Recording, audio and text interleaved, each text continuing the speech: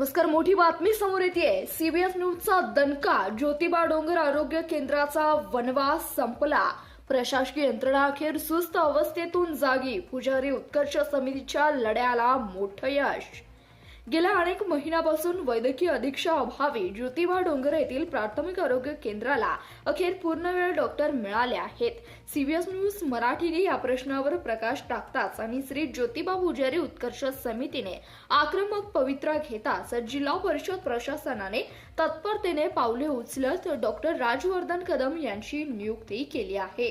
महाराष्ट्रासह कर्नाटक आणि आंध्र प्रदेशातील लाखो भाविकांचे श्रद्धास्थान असलेल्या ज्योतिबा डोंगरावर गेल्या 3 महिन्यापासून वैद्यकीय अधीक्षक पद रिक्त होतं. त्यामुळे स्थानिक ग्रामस्थांना उपचारासाठी वणवण करावी लागत होती. दूरवरून येणाऱ्या भाविकांना आपत्कालीन स्थितीत वैद्यकीय मदत मिळत नव्हती. आरोग्य यंत्रणेच्या ढिसाळ नियोजनामुळे संताप व्यक्त होत होता. या गंभीर प्रश्नावर सीबीएस न्यूज मराठीनं वाचा फोडली.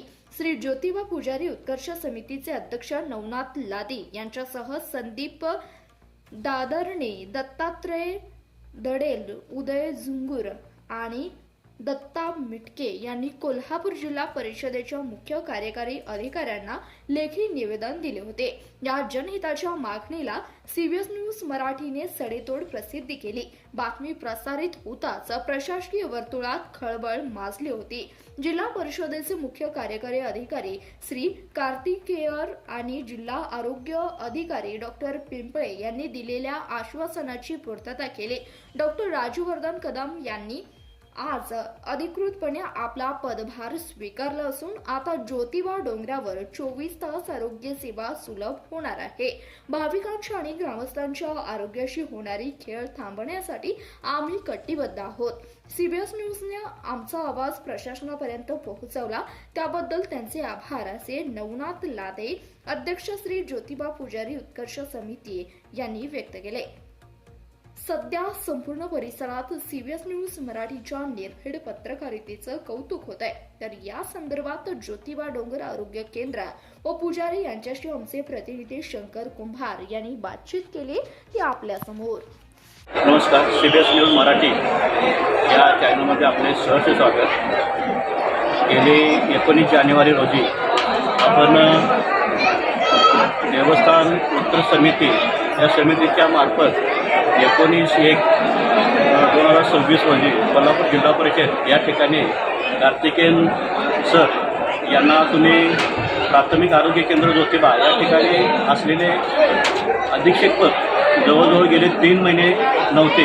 त्यामुळे ते पद भरण्यासाठी तुम्ही जिल्हा परिषद या ठिकाणी निवेदन सादर केले.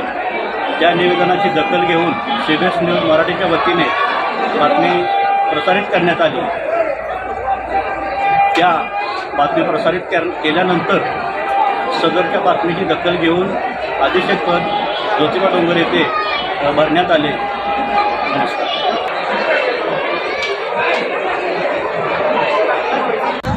वाडी रत्नागिरी उपकेंद्र आरोग्य विभाग येथे गेले जवळजवळ 2 ते 3 महिने एमओ पद रिक्त होतं.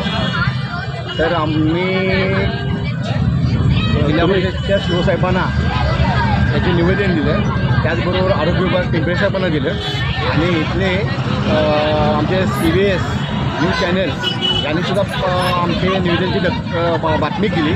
त्याचबरोबर आरोग्य विभाग आणि जिल्हा परिषद शिवसाहेब यांनी इथं एमओ परत तिथं आम्हाला आरोग्य विभागामार्फत आरोग्य अधिकारी इथं नेमणूक केली आणि लोकांचे प्रश्न बरेच येणारे भाविक आणि ग्रामस्थ यांना ज्या काही आरोग्यविषयी सुविधा त्या उपलब्ध आरोग्य अधिकारी दिल्यामुळे त्या मिळत आहेत.